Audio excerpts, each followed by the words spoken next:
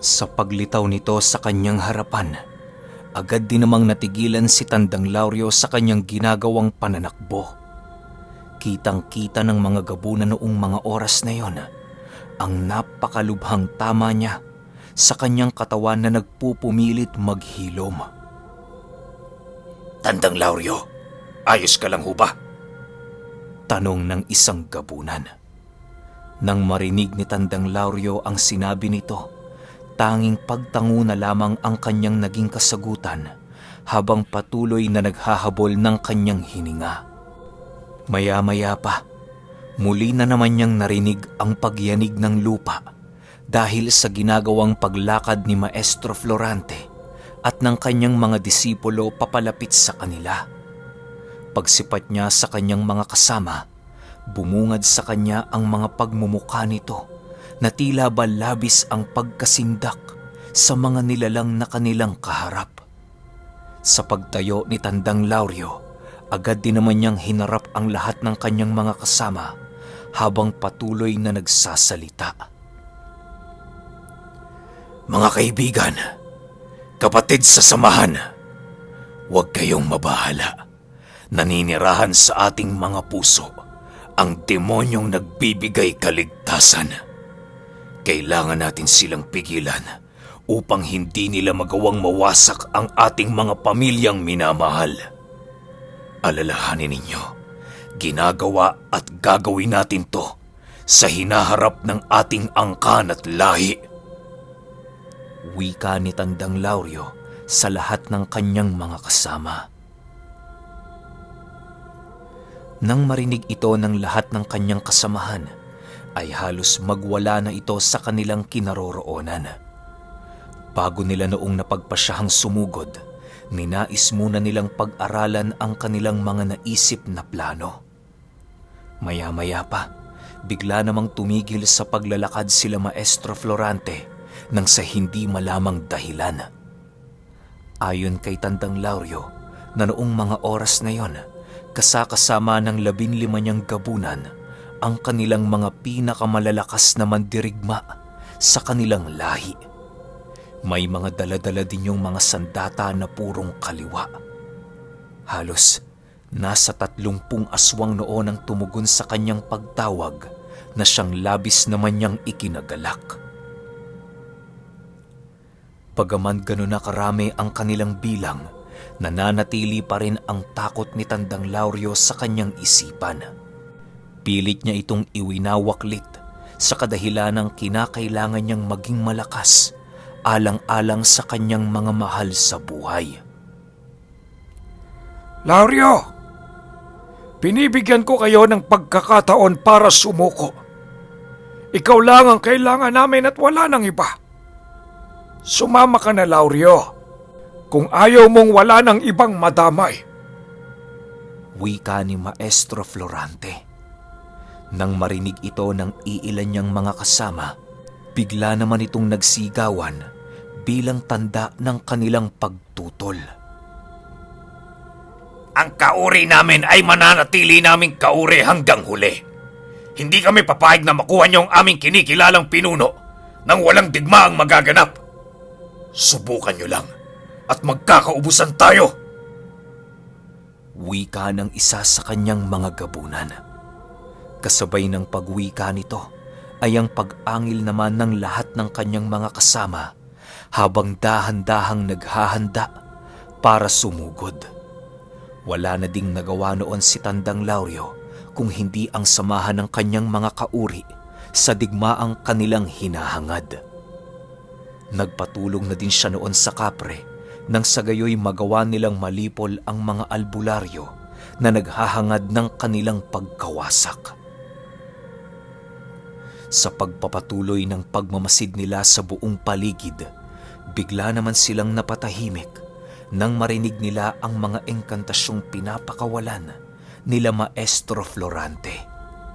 Habang patuloy nilang pinakikinggan ang mga katagang pinapakawala ng mga ito, tila ba nakakaramdam sila ng pagkasukol sa lugar na yon. Animoy merong kumakalat na harang sa buong paligid na siyang nagbibigay takot sa kanila. Nang matapos na ang ginagawang pagbigkas ng mga usal nila Maestro Florante, doon na dahan-dahang nagbago ang buong paligid. Tila ba merong isang bagay noon ang nagpapabigat sa kani-kanilang mga katawan na halos dumating na sa puntong maging ang paglakad ay hirap na nilang gawin. Pagsilay ni Tandang Lauryo sa iilang mandirigmang kasama ng kanyang mga gabunan, doon niya nakita ang paglupasay nito sa lupa habang patuloy na nag-aangil. Ang iilan ding gabunan noong kasama niya ay halos napapaluhod na ng sa hindi malamang dahilan. Maya-maya pa, biglang napansin ni Tandang Lauryo ang paglakad ng mga tikbalang patungo sa kanilang kinaroroonan. Kumakarit ang mga sandata nito sa lupa habang patuloy itong naglalakad. Naririnig din nila ang pag-uusap ng mga ito na para bang normal na sa kanila ang ganoong uri ng kaganapan.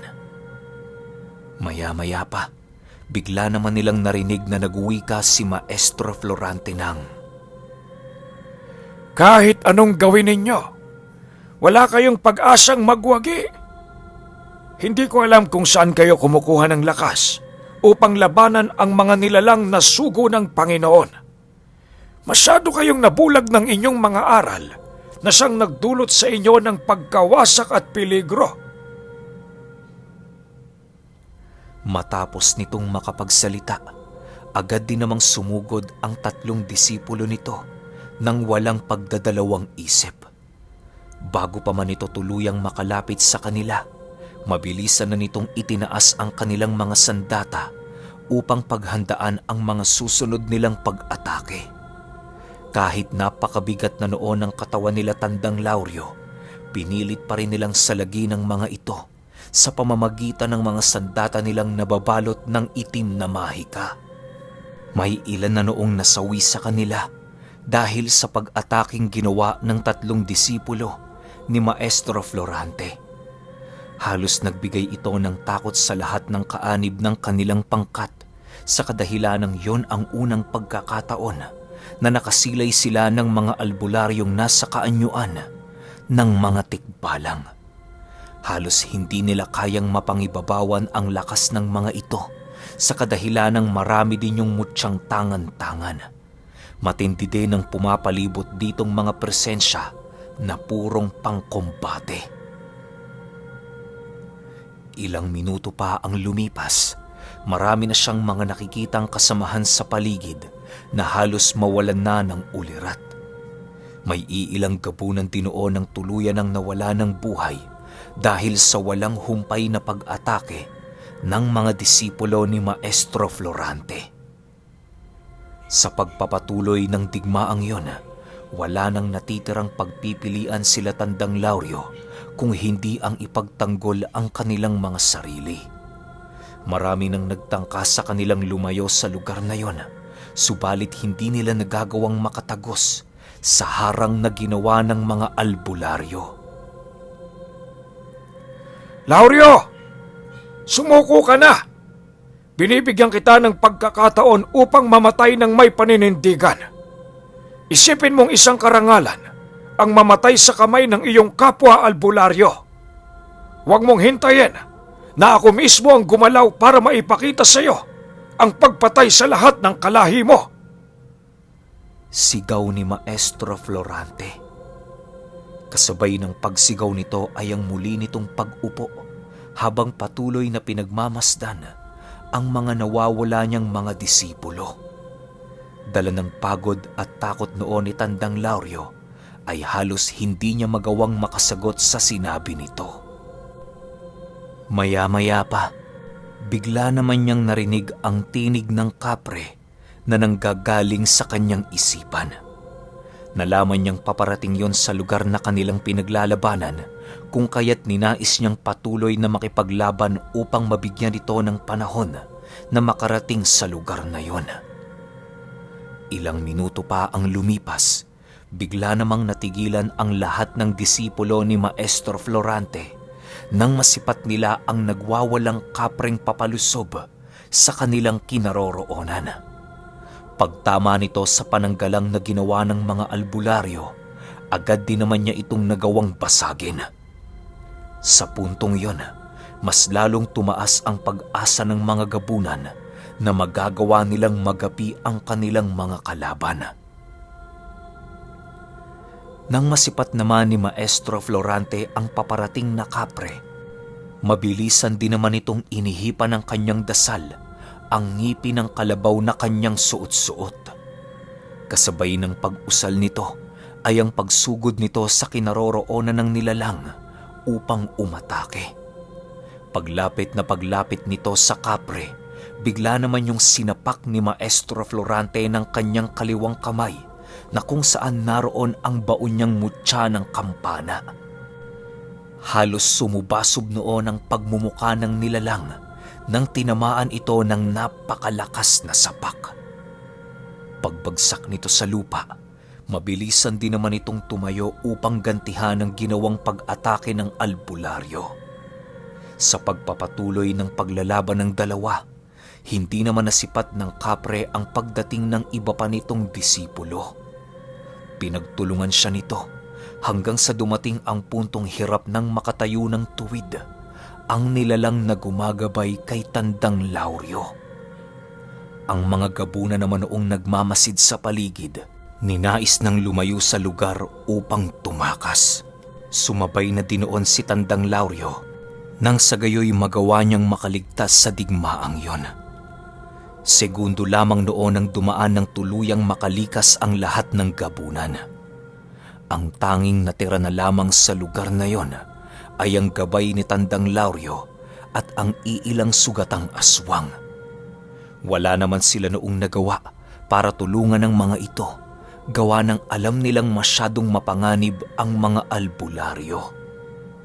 Maya-maya pa, bigla namang napatahimik ang lahat ng nagmamasid sa labanan nang masipat nila ang muling pagbagsak ng kapre. Halos sugatan na ang buong katawan nito dahil sa patuloy na pagtarak sa kanyang katawan ng sandatang tangan-tangan ng mga tikbalang. Tingnan mo nga naman, ang gabay ng ikran. Mabutit nagpakita ka at nang matapos ka na namin. Wika ni Maestro Florante habang hinahawakan ang ulo nito. Maya-maya pa, bigla naman itong binunot ang kanyang punyal at nag-aktong kikitila na ng buhay ang nilalang. Wala naman noong nagawa ang kapre kung hindi ang umangil habang hinaharap ang kanyang sarili kay kamatayan. Sa paglapat ng punyal ni Maestro Florante sa leeg nito, bigla naman niya itong nabitawan nang maramdaman niya ang dahan-dahang pagbalot sa nilalang ng napakaitim na buhangin. Ilang minuto pa ang lumipas, gumawa naman ng paraan si Maestro Florante upang mapigilan ang pagtatangka ng kapreng tumakas sa lugar na yon. Subalit, bigo siyang maisakatuparan nito sa kadahilan ng nangangailangan yon ng oras upang magkaroon ng bisa. Kisap mata lamang noon ng lumipas, bigla na lamang naging isang katawan ng puno ang buong kaanyuan ng nilalang. Bago pa ito tuluyang maglaho, rinig na rinig nila Tandang Lauryo ang paghalakhak nito. Sa pagtahimik ng buong paligid, agad din naman silang kumaripas ng takbo nang sa gayoy hindi na sila magawang maabutan ng mga albularyo. Kanya-kanya sila noong tahak ng daan para lamang maisalba ang kanilang mga buhay. Pinili na dinoon ni Tandang Lauryo na huwag umuwi sa kanilang bahay, gawa ng alam niyang magbabantay sa lugar na yon ang iilang disipulo ni Maestro Florante. Linda, babalik ako, pangako. Magpakatatag ka. Meron lang akong kinakailangang gawin. Wika ni Tandang Lauryo sa mga laman lupang naroon sa paligid. Matapos niyang maipadala ang kanyang mensahe, agad din naman niyang tinahak ang daan patungo sa ibayong baryo. Kasakasama niya noon ang iilan sa kanyang mga gabunan na nanananahan sa lugar. Nang makarating na sila sa pamamahay ng iilan niyang tagasunod, agad din naman niyang tinawag ang sigbin upang doon na muna yun patirahin sa paglipas ng gabing yon. Walang ginawa sila Tandang Lauryo kung hindi pagplanuhan ang kanilang susunod na pag-atake. Tandang Lauryo, kinakailangan nating kumonsulta sa demonyong inyong kasangga upang magawa natin mapaghandaan ng mga susunod na digmaan. Hindi maaaring wala tayong gawin dahil marami nang nagbuwis ng buhay sa hanay natin. Wika ng isa sa kanyang mga gabunan. Nang marinig ni Tandang Lauryo ang sinabi nito, agad niya namang tiningnan ng lahat ng kanyang mga kasamang naroon habang nagwiwika ng, Sigurado kayong makikipagdigma pa kayo sa mga albularyo. Hindi nyo ba nakita ang lakas nilang taglay? Pero kung yan na ang desisyon ninyo, wala na akong pagpipilian kung hindi ang makiisa sa inyo. Hayaan ninyo, gagawa ko ng paraan para magawa nating matalo ang mga albularyong yon. Kasabay ng pagwika nito ay ang mabilisan namang pagtayo ng iilan nilang kasama upang maghanap ng mga nilalang na maaari nilang maging katuwang sa digmaan. Nagpadala na din noon ng mensahe si Tandang Lauryo nang sa gayoy masigurong hindi siya tatanggihan ng ibang tribo. Ayon sa kanya, na ang digmaang naganap noon sa kanilang baryo, digmaan na din ng lahat ng kanilang uring naninirahan sa buong San Remigio. Sa pagsapit ng umaga, maaga pang tumungo sila Tandang Lauryo sa kabundukang tinitirhan ng kapre. Doon nila napagpasyahang gumawa ng kuta nang sa gayoy masiguro nila ang kanilang kaligtasan. Marami din silang ibinaong bagat sa lugar upang mahirapan ang kahit na sinong tumungo roon ng walang abiso. Animoy, para silang rebelde noon sa kadahilan ng napakarami nilang dalang sandata at mga kagamitan. Iisang hanay lang din ang kanilang nilalakaran nang sa gayoy hindi nila magawang makaistorbo sa mga nilalang na doon nakatira. Ilang oras pa ang lumipas, nakarating na nga sila sa lugar na pinamamahayan ng kapre. Agad naman silang gumawa doon ng kanilang maaaring pagtirhan at paglulutuan. Habang abala noon sila Tandang Lauryo, may mga iilan naman sa kanilang mga kasama ang tumungo sa paanan ng bundok. Doon sila naatasang magbantay ng mga nilalang na papasok sa paanan. Dobleng pag-iingat din ang inihabili ni Tandang Lauryo sa mga ito sa kadahilanang nalalapit lang doon ang tahanan ni Maestro Pedrito. Sa pagsapit ng takipsilim noong mismong araw, napagpasyahan niyang bumaba ng bundok upang pagmasdan ang kanilang tahanan. Halos hindi kasi mapakali noon si Tandang Lauryo sa kadahilanang hindi niya alam kung matagumpay bang naibalita ng mga laman lupa ang kanyang mensaheng ipinadala. Pagdating niya noon sa kanilang baryo, napansin niya ang iilang mga taong naglalakad na para bang meron itong hinahanap.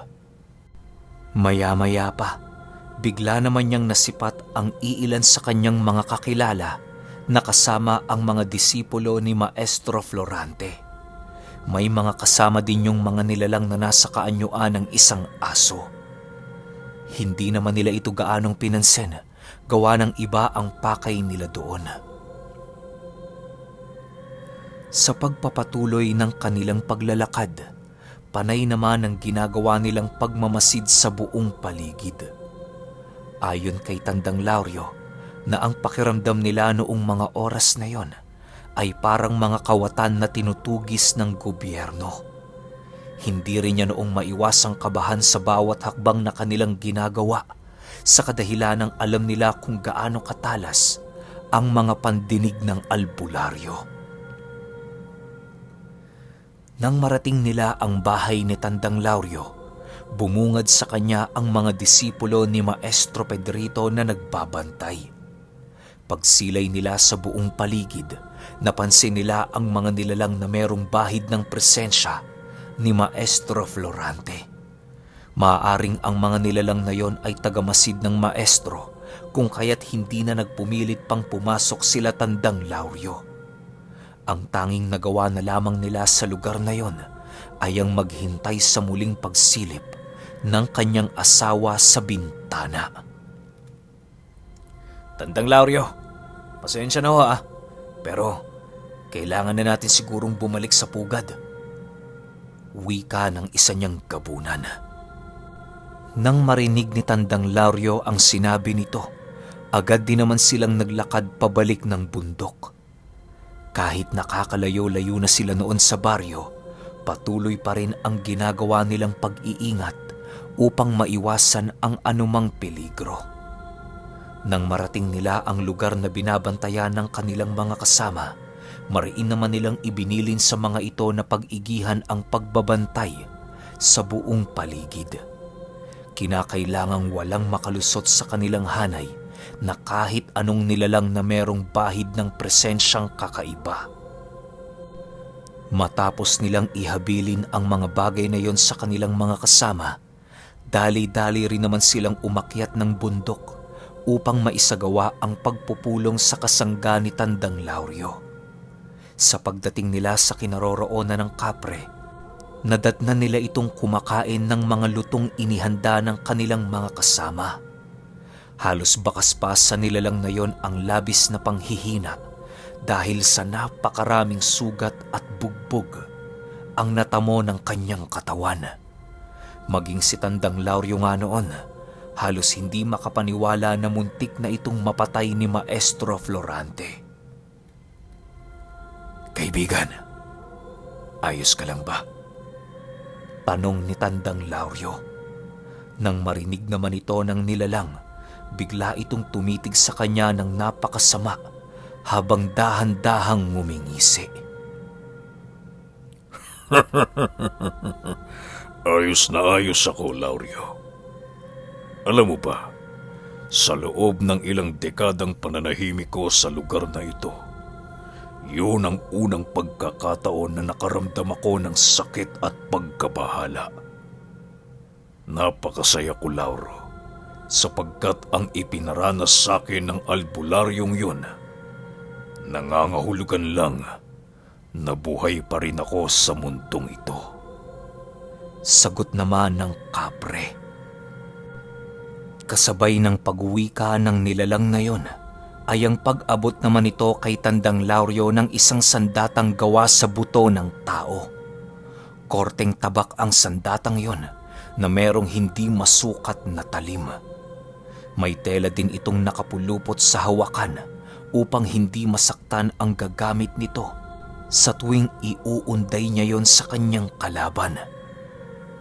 Matapos itong makuha ni Tandang Lauryo, agad din namang ibinuka ng nilalang ang kanyang nakatikom na kaliwang kamao.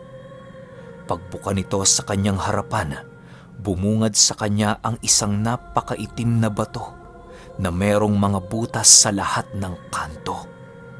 Napakabaho din ng batong yon na parabang nilublob ito ng napakatagal sa bangkay ng isang naaagnas na hayop. Lauryo, kunin mo ito.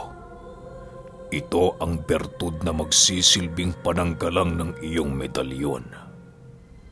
Ang tabak na hawak mo ngayon ang magsisilbing espada na siyang gagamitin mo para tapusin ang lahat ng ating kalaban. Wika ng kapre. Matapos itong makuha ni Tandang Lauryo, agad din namang iniutos ng nilalang na lunukin niya ang batong ibinigay nito. Hindi naman tumutol si Tandang Lauryo sa kadahilanang may tiwala din siya sa utos ng demonyo. Matapos niyang gawin ang bagay na yon, tila ba nakaramdam siya ng pagsusuka at pagkasira ng kanyang tiyan. Maya-maya pa, bigla na lamang naglalalaway si Tandang Lauryo nang sa hindi malamang dahilan. Unti-unti na dinoong nagsisitalasan ang kanyang mga kuko kahit hindi pa siya nakakapagpalit ng anyo. Namumula na dinoon ang kanyang mga mata na siyang labis na ikinabahala ng iilan niyang mga kasama. Ilang minuto pa ang lumipas, bigla namang nanumbalik ang kanyang normal na pakiramdam nang bigla siyang hawakan ng kapre. Binulungan siya nito ng mga usal na kinakailangan niyang gamitin upang pakainin ang mga bago niyang alagang gamit. Ayon sa kapre, na kapag nakaligtaan niyang pakainin ang mga gamit na kanyang ibinigay, maaari nitong kainin ang kanyang sistema. Walang pakialam ang bertud na yon sa kung ano ang kaanyuan ng nilalang na nangangalaga sa kanya. Kapag naramdaman nitong mahina ang tumatangan sa kanya, uunti-untiin niya yon hanggang sa wala nang matira. Lauryo, pakatandaan mo, ang mga gamit na ibinigay ko sa iyo ay demonyo mismo. Pangibabawan mo sila para magamit mo sila ng tama. Huwag mong pakitaan ang kahit na anong kahinaan dahil yan ang maaaring magdulot sa iyo sa sarili mong kamatayan. Paalala ng kapre. Matapos nitong makapagwika, agad din naman itong tumungo sa lugar na kanyang pinagpapahingahan.